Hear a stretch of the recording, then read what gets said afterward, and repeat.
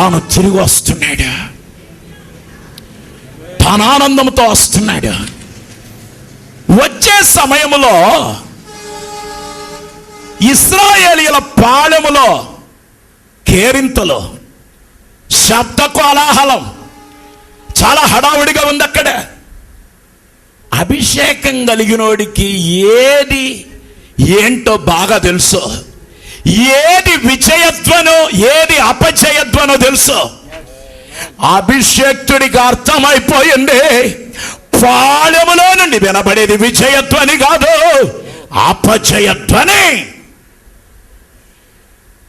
40 రోజులు అయ్యగారు కొండ మీద ప్రార్థన చేసుకొని ఉపవాసములో గడిపి తిరిగి వచ్చేసరికి కనిపెట్టుట ఇష్టం లేని ఇశ్రాయేలు ప్రజ దూడదేవుని తయారు చేసుకొని ఆరాధన చేశారు. తత్ఫలితంగా మోషే ఆ ఆజ్ఞల పలకలను నేల మీదేసి కొట్టి దాన్ని పగలగొట్టాడు. అక్కడికి వెళ్ళి మనస్తాపానికి గురయ్యాడు. ఆ మోషే చివరికి ఏం చేశాడంటే, అక్కడికి వెళ్ళి ఆ దూడను కాల్చి దాన్నంతటిని బూడిద చేసి ఆ బూడిద నీళ్లను ప్రజలకు తాపాడు.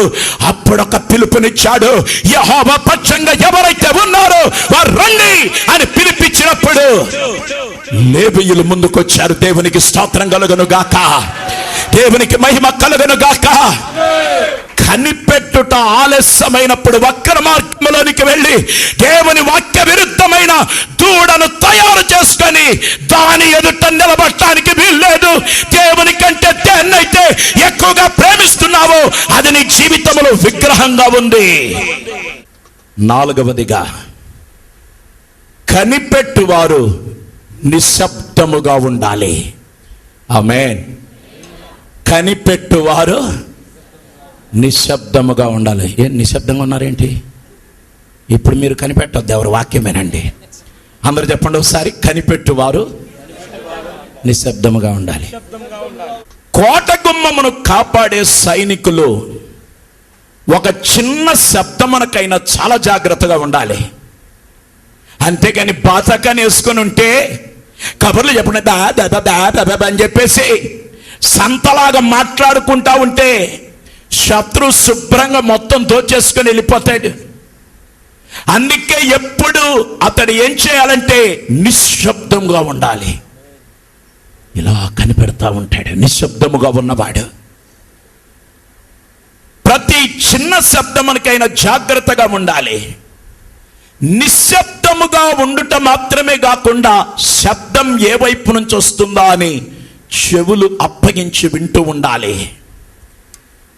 దైవ శబ్దమునకై ఒకవేళ మీరు వేచి ఉంటే, మీరు మౌనంగా దైవ సన్నిధిలో ఉంటే వేరే శబ్దాలు వినటానికి మీ చెవులు అప్పగించకండి. దైవ శబ్దము కొరక ఎదురు చూడండి, దేవుని మాట కొరక ఎదురు చూడండి, దేవుని వాక్కుక ఎదురు చూడండి, దైవాలోచనక ఎదురు చూడండి, దైవ చిత్తముక ఎదురు చూడండి. అలాగ ఎదురు చూస్తే నిశ్చయంగా ఈ 2013వ సంవత్సరం ఈ అక్టోబర్ నెలలోనే దేవుని కార్యాన్ని మీరు చూడబోతున్నారు. నా దేవునికి మహిమ మీ ద్వారా కలగబోతుంది. దేవునికి స్తోత్రం కలుగును గాక. ఓ రబలబ షటడగజన రిమమమలబరబ షైడరబల హల్లెలూయా. భయపడొద్దు సోదరి సోదరుడా, వేచి ఉండుట వృధా కాదు. వెయిటింగ్ ఇస్ నాట్ వేస్టింగ్ అన్నాడు ఒక భక్తుడు. నువ్వు వేచి ఉండుట వృధా కాదని గుర్తుపెట్టుకోవాలి. 5వదిగా, కనిపెట్టు వారికి సహనం ఉండాలి. యెషయా గ్రంథము 62వ అధ్యాయము 6-7 వచనాలు. యెరూషలేమా, నీ ప్రాకారముల మీద నేను కావలి వారిని ఉంచి ఉన్నాను. రేయైనా పగలైనా వారు మౌనముగా ఉండరు. యెహోవా జ్ఞాపక కర్తలారా విశ్రమింపకుడి. ఆయన యెరూషలేమును స్థాపించు వరకు లోకమంతటా దానికి ప్రసిద్ధి కలుగు చేయు వరకు ఆయనను విశ్రమింపనీయకుడి. ఆమేన్. ఆమేన్. కనిపెట్టు వారికి సహనం ఉండాలి. జవాబు దొరికే వరకు వేచి ఉండాలంతే. మన సమయములో కాక దేవుని సమయములో జవాబు దొరకబోతుంది. దేవునికి స్తోత్రం. మీ టైం కాదు, దేవునికి ఒక సమయం ఉంది.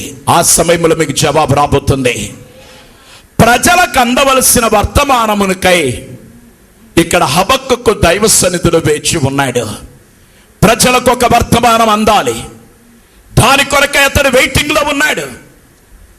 ఒక శబ్దము, ఒక మాట ఇక్కడ సరిపోదు. సంతృప్తికరమైన ఒక జవాబు హబక్కూకు దొరికి తీరాలి. అందుకే దైవ సన్నిధిలో ఉన్నాడు. ఒక చిన్న శబ్దము లేకపోతే ఒక చిన్న మాట సరిపోదు. ఒక సంతృప్తికరమైన జవాబు హబక్కూకు అందాలి. అందుకొరకై హబక్కూకు దైవ సన్నిధిలో కూర్చున్నాడు.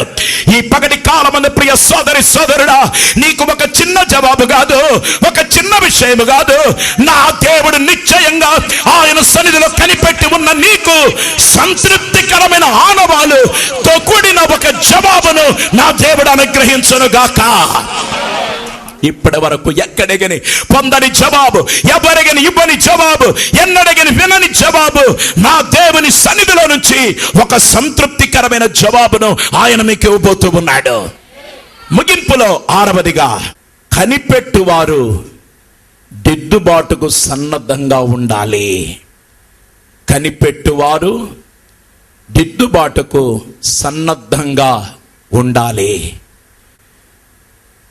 దేవుడు మాటలాడినప్పుడు ఎవరైతే దైవ సన్నిధిలో కనిపెట్టుకొని ఉంటారో ఆ వ్యక్తిని ఒకవేళ దేవుడు గద్దిస్తూ మాట్లాడాడు అనుకోండి, ఆ గద్దిస్తూ మాట్లాడిన మాట కూడా మారు మనస్సు పొందటానికి మనం సిద్ధంగా ఉండాలి. హల్లెలూయా. కొన్నిసార్లు కనిపెట్టుకొని ఉన్నప్పుడు దేవుడు గద్దించాడు అనుకోండి, ఇదేంది దేవుడు ఏదో చేస్తాడు అనుకుంటే, ఏదో మాట్లాడతాడు అనుకుంటే నన్ను గద్దించాడేంటి?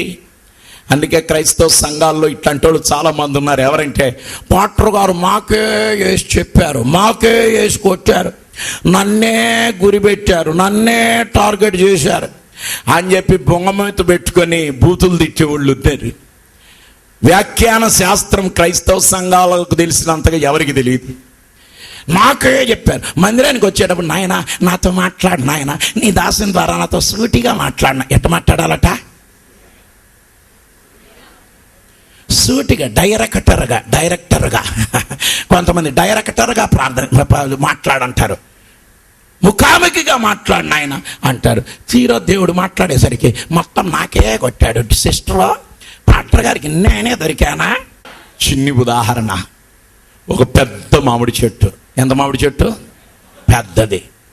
ఆ మామిడి చెట్టు నిండా గుత్తులుగా మామిడికాయలు ఉన్నాయి, ఫుల్ మామిడికాయలు. నేనేం చేశానంటే ఇంత రాయి తీసుకొని, దేనికి గురి చూడాల, రాయి విసురుదాం, ఏదో ఒక మామిడికాయను పడకపోతుందా అని చెప్పి నేనేం చేశానంటే రాయి తీసుకొని బాగా గురి చూడాల, పాడు చూడాల. నేనేం చేశానంటే పెట్టి అని చెప్పేసిరా ఎసరగానే ఒక గుత్తి టపటప ఓ 10-15 కాయలు పడ్డాయి. అప్పుడు మన వాళ్ళు ఏమంటారు తెలుసా? పాస్టర్ గారు ఈరోజు కావాలని దాదాపు ఒక 15-20 మంది పడిపోయేలాగా వాక్యం చెప్పాడు. ఈ పూట దాదాపు అందరికీ సొడ్లు తగిలాయి. ఎవరికి తగిలాయట? నేను దేనికి గురిపెట్లా, రాయి వేయటం మాత్రం వాస్తవమే. కానీ నా ఉద్దేశం ఒకటే, ఏ కాయ నేల మీద పడాలో ఆ కాయ పడాలని వేసా. అంతేగాని వెనకటికి నేను గోళీలు ఆడేటప్పుడు మాత్రం 2 గోళీలు ఇట్లా వేసి అడిగేవాడిని, దేన్ని కొట్టాలంటే ముందుది కొట్టమనేవాళ్ళు.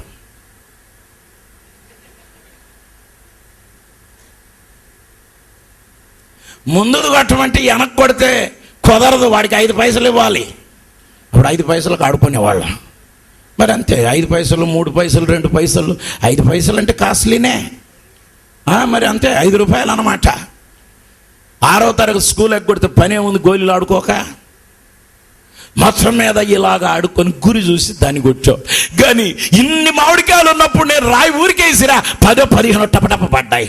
వాక్యం చెప్పేటప్పుడు కూడా ఎవరికి గురి పెట్టరు. నీవు మాట్లాడమని అడిగావు కాబట్టి దేవుడు నీతో మాట్లాడాడు. మాట్లాడిన వెంటనే అది దిద్దుబాటు చేసుకోవటానికి క్రైస్తవ విశ్వాసి సిద్ధమై ఉంటే నీ ఆత్మకు క్షేమం. హల్లెలూయా. ఇతరులకు చెప్పే వర్తమానముకై మనం వేచి ఉంటాం.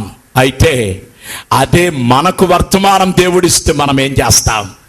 యెషయాకు వర్తమానం దేవుడిచ్చినప్పుడు అప్పుడు యెషయా అన్నాడు, ప్రభువా నేను అపవిత్రమైన పెదవులు గలవాడను అని చెప్పి తన అపవిత్రతను దైవ సన్నిధిలో చెప్పగా కారుతో తీసిన నిప్పుతో అతని పెదవులు కాల్చబడ్డాయి. ఎక్కడున్నారు? వేచి ఉండి దేవుడు ఏది మాట్లాడినా మన జీవితాన్ని సరిదిద్దుకోవటానికి కూడా సంసిద్ధంగా ఉన్నవాళ్ళు ఎక్కడున్నారు?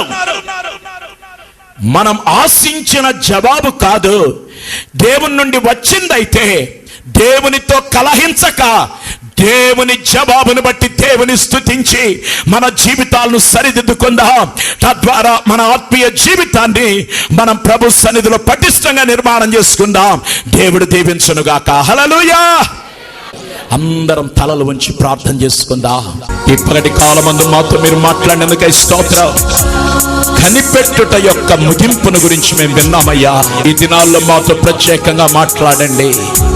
యేసు దివ్య నామములో వేడుకొనుచున్నాము తండ్రి. యేసు రక్తమునకే జయం, శిలువ రక్తమునకే జయం, ప్రభుయేసు నామమునకే సంపూర్ణ విజయం కలుగును గాక. మన తండ్రి అయిన దేవుని ప్రేమ, కుమారుడైన యేసుక్రీస్తు కృప, పరిశుద్ధాత్మ దేవుని సహవాసం సాన్నిధ్యం కూడి వచ్చిన మనకును భూమిపైన సకల ప్రజలకు తోడయుండును గాక. ఆమేన్.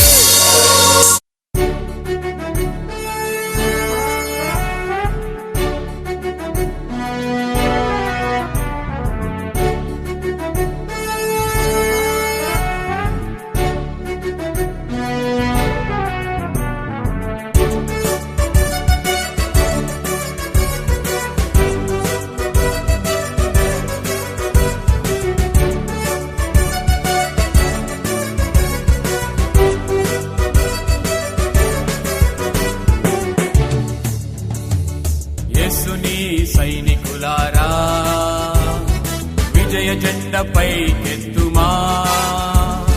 యేసుని సైనికులారా విజయ జెండపై కెత్తుమా. ధైర్యముతో పోరాడుడి, యేసు సేవ చేయుడి, విజయగాన పాడిపోదుమా. ధైర్యముతో పోరాడుడి, యేసు సేవ చేయుడి, విజయగానం పాడిపోదుమా.